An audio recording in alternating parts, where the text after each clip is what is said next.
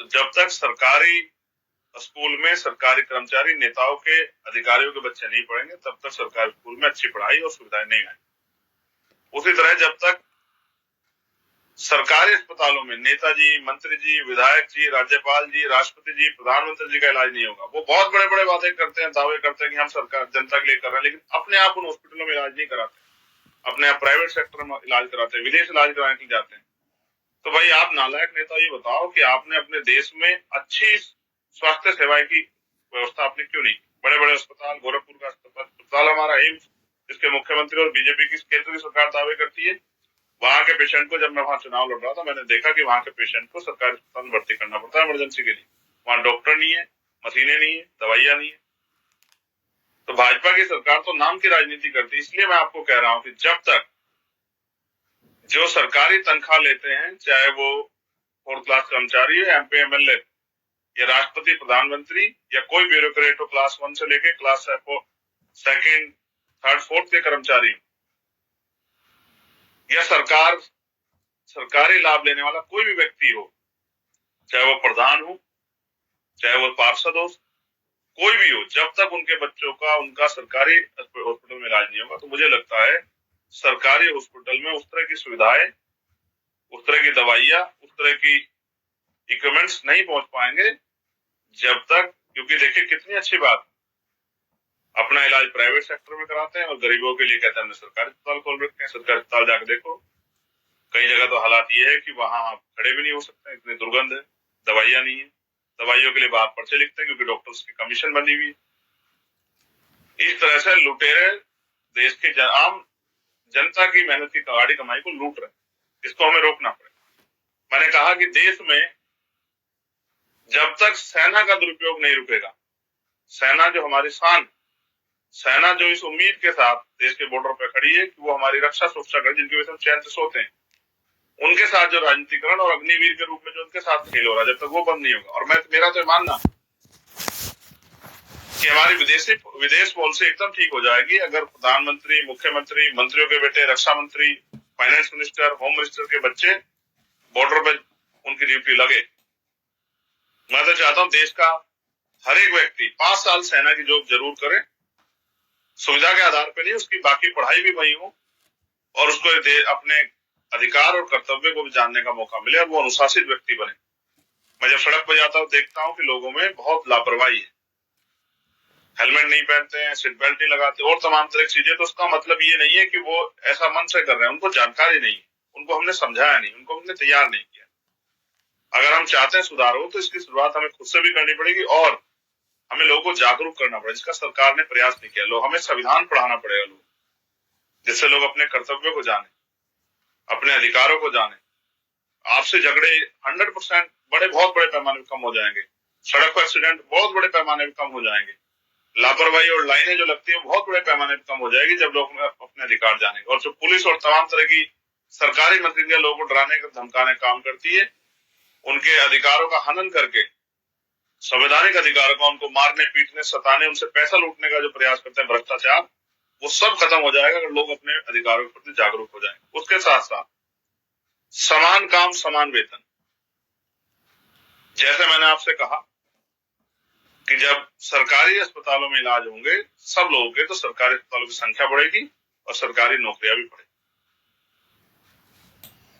बड़े पैमाने पे प्राइवेट सेक्टर को नकार के हम सरकारी सिस्टम हमें बनाना पड़ेगा, सरकारी उपक्रम बनाने पड़ेंगे।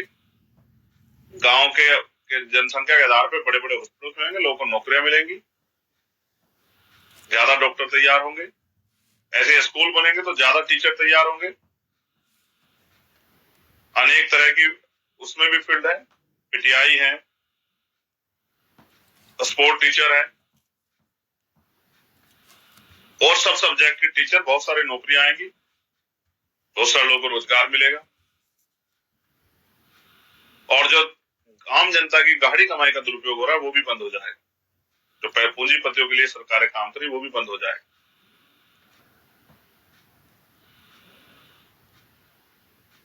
मीडिया भी, अगर सरकार भ्रष्ट ना हो तो सरकार के अंडरटेकिंग हो, तो बड़े बड़े विज्ञापन लेकर मीडिया अपना काम कर रही है और झूठ दिखाने काम करती है, सच छिपाने काम करती है, सरकार के पिछलग्गू बनी रहती है, उन पे भी पाबंदी लगनी चाहिए। और जैसा मैंने आपसे कहा, समान काम समान वेतन। अगर आप सरकारी कर्मचारी से उसको 8 घंटे का जो वेतन देते हैं, वही आप संविदा कर्मचारी को भी आपको देना चाहिए। कहाँ 8 घंटे मजदूरी के 150 रुपए मिलते हैं, वहीं 8 घंटे सरकारी नौकरी करने वाले व्यक्ति को 2000 रुपए मिलते हैं। काम वो भी इतना ही करता है, काम ये भी इतना ही करता है। कहीं आपने ठेकेदारी पे संविदा पे लगा रखे हैं, सफाई कर्मचारी आपने लगा रखे हैं, सीवर में भी उतरते हैं, नाले में उतरते हैं, मरते भी हैं, सड़क भी साफ करते हैं। वही अगर आपने सरकारी कर्मचारी तौर पर लगाया, उसकी तनख्वाह 50,000 रुपए, और जो आपने संविदा ठेकेदारी पर लगाया है उसको आप 6,000 रुपए, 7,000 रुपए, 10,000 रुपए दे रहे। तो इसलिए समान काम समान वेतन। एक अध्यापक को आप 40,000 रुपए तनख्वाह देते हो, 50,000 रुपए, वहीं संविदा पे काम करने वाले अध्यापक को आप 2,000 रुपए, 4,000 रुपए, 6,000 रुपए देते हैं। भाई उनकी उनके जो घर की समस्या वो कैसे पूरी होंगी? तो समान काम समान वेतन, जिस तरह का काम उस तरह का वेतन मिलना चाहिए, ऐसा मेरा प्रयास है और ऐसा हमारी पार्टी सोचती है, हमारे नेता भी ऐसा ही सोचते। जितना निजी सेक्टर है उसको प्राइवेट सेक्टर को हमें सरकारी सेक्टर में बदलना पड़ेगा, जिससे सरकारी सेक्टर जनता की पहुंच में है। सरकारी सेक्टर सस्ता है, जनता की पहुंच में, जनता के लिए आसान है। अगर हम जनता को सुख सुविधा देना चाहते हैं, हमें तय करना पड़ेगा सरकारों को, पूंजीपति को सुविधा देना चाहते हैं, जनता को देना चाहे तो जनता के लिए आसान करना चाहिए। ये नहीं कि महंगाई बढ़ानी चाहिए, हमें जनता के लिए सुख सुविधाएं आसान करनी चाहिए, सस्ती करनी चाहिए। लेकिन देश में तो महंगाई, बेरोजगारी बढ़ रही है, क्योंकि भ्रष्टाचारी नेताओं की वजह से ये जारी। और एक जो सबसे बड़ी समस्या आज मेरे सामने आई, जिस पर मैं गांव देहात में जाता हूँ, लोग दुखी है, और मैं इस बात को स्वीकार भी कर रहा हूँ कि जनता का जो भय है वो दूर होना चाहिए। जनता की जो शंका है वो है ईवीएम। बहुत दिन से लोग मुझे कह रहे थे कि भैया आप ईवीएम पे आंदोलन नहीं कर रहे, आप ईवीएम पे बोलते नहीं। मगर मैंने उनको, कुछ लोगों को अपने समझाया, वो शांत भी हो गए कि अगर आप 10, 20, 50 लोग जिला स्तर पर उतर जाओगे, उससे कुछ होगा नहीं, उससे सरकार पे कोई असर नहीं पड़ेगा। इसलिए पहले जनमत तैयार कीजिए। तो हमने आज बड़े पैमाने पर जनमत तैयार कर लिया है।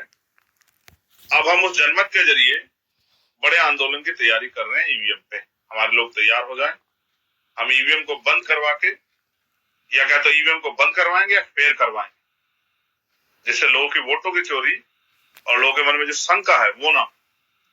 इसलिए अभी 12 तारीख से हमारे सम्मेलन उत्तर प्रदेश में शुरू हो रहे हैं। 11 तारीख को मेरे पिताजी की बरसी है, मैं परिवार के बीच में रहूंगा। वो दिन मेरे लिए बहुत अहम है, क्योंकि मैं अपने पिता से जो संकल्प मैंने किया था उसको मुझे पूरा करने के लिए मैं दिन रात मेहनत करता हूँ। और बाबा साहब अम्बेडकर, माननीय काशीराम साहब और अन्य हमारे सभी महापुरुषों के सपनों को पूरा करने का भी काम उसी के साथ जुड़ा हुआ।